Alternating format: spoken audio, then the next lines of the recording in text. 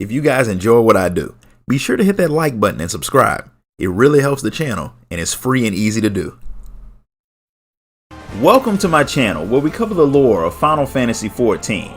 We cover the stories both big and small, the epic and the cute, the silly and the tragic. I hope you all enjoy the ride, and welcome to the Chronicler of Lore.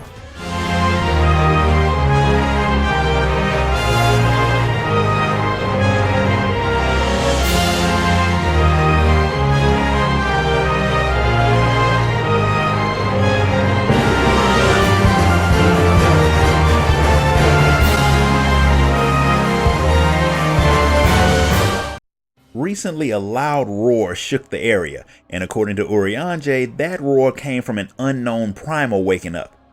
Since the Warrior of Light is kind of good at putting down primals, he would obviously be called on because the primal will wake up soon, and it'll cause a lot of problems once it does. Fortunately, someone's already started working on stopping the thing, and she wants your help. Since she's a member of the Scions, granted one that's always off doing her own thing, Minfilia told her that you'd help because volunteering you for stuff is what people tend to do. This person is waiting for you out in Wineport, so you head out there to meet her. Now this story takes place way back in A Realm Reborn, and the person you're meeting is Alice, from way back during that horrible era where she and Alphinaud dressed exactly the same. It's also only the second time you've seen her in game, and the first time you actually work with her, but she's of course already heard about you and how strong you are, and because of what she's trying to do, she knows she'll need that strength. Since the introductions are done, she gets on with telling you what's about to happen. When Dalamud fell, it not only caused the land's appearance to change, it did a lot of damage to the world's ether, causing it to clash at certain points underground, which made a lot of caves form. And one of those caves is located under Castrum Occidens and goes so deep that there's no telling what's down there. The Castrum operates as a research facility and a fortress, one that Gaius Van Belsar is using to study those caverns without anyone interfering, and if the Garleans are interested in something, it'd be stupid to ignore it. With each primal you took down, Alice noticed shifts in the ether that came from under the Castrum, and it needs to be checked on as soon as possible because the ether patterns are very similar to the ones that had appeared right before the world-changing calamity. It's been 5 years since Louisoix channeled the power of the 12 to seal Bahamut away, but what he tried to do failed, and both he and the primal vanished.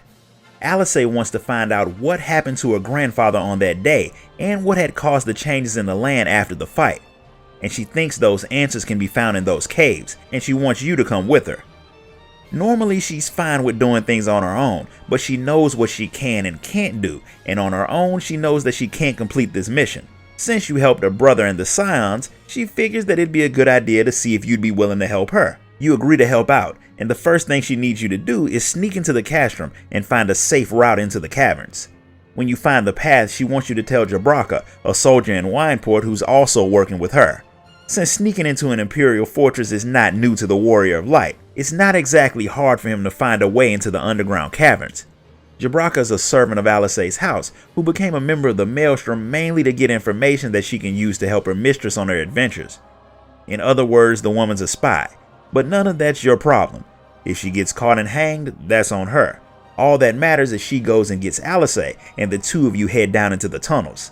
Saying the place is huge would be an understatement, and the giant corrupted ether crystals are all over the place. They appeared all over the world when the ether was altered by the shattered pieces of the artificial moon Dalamud crashing down. The moon itself was made by ancient Allagans to hold Bahamut, and years later the damage it did when it came crashing down can still be seen all around the world. And despite it having crashed 5 years ago, the defenses of Dalamud are still active, which is probably what the Garleans are after. That also means that you'll have to fight your way through them if you want to go any further, which is all in a day's work for the Warrior of Light. As the two of you head deeper into the cave, you see a massive wing that belonged to Bahamut. After Louisoix had tried to seal the primal away and failed, it had disappeared, and apparently now you know where it went. But the thing that's bothering Alice is the fact that Bahamut hasn't vanished. Primals lose their physical form when they're beaten, but if Bahamut hasn't vanished, did Louisoix actually beat him?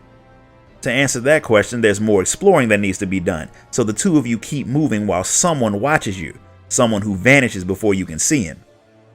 after fighting your way past a lot of Allegan creations and riding an elevator down for what looks like miles, you and Alisaie find Bahamut's hand, which in comparison to the other members of the First Brood is huge.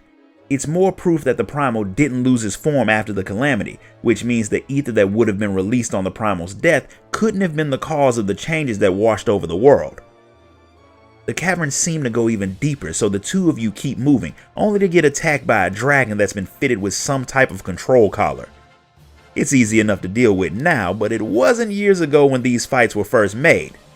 With the dragon dead, Alisaie and the Warrior of Light come across a machine that Alisaie thinks she can figure out how to use. She's right, and after pouring some of her ether into it, it powers up and a wall opens, revealing Bahamut's head and heart both connected to a large machine, and the heart is pulsing, which means the dragon is very, very much alive. That also means that Louisoix died for nothing. There's too much that you don't know, so Alisaie figures that it'll be a good idea to leave for now, but not far from the dragon's head she sees two people, and one of them is her grandfather. She calls out to him, but he ignores her and leaves, and since there's nothing else to do, the two of you leave as well.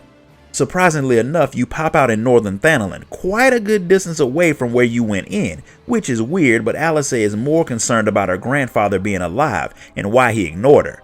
This mission of hers gave her more questions to answer, so she figures it may be more comfortable to head back to the Waking Sands to figure things out, along with a little help from Urianger. Apparently around the time the two of you made it back to the surface, there was an etheric disturbance out in the Cartano Flats. There haven't been any primal sightings in that area, so it had to be Bahamut that the people were detecting. What they may have been sensing was the primal regenerating. For 5 years he's been slowly drawing in ether and using it to heal himself, which means if he's not dealt with, he could drain the land dry to restore himself, then pick up right where he left off by destroying the world. But it also looks like Louisoix is still around to help hold him off, but Alisaie won't know for sure until she talks to him. He went deeper into the cave, and since there are 2 more massive pieces of Dalamud that slammed into the ground, they could have made tunnels that will let you explore deeper into the area and track the man down. And Alisaie is not going to stop until she does, and of course you're going to help. And that's where we're going to stop for today.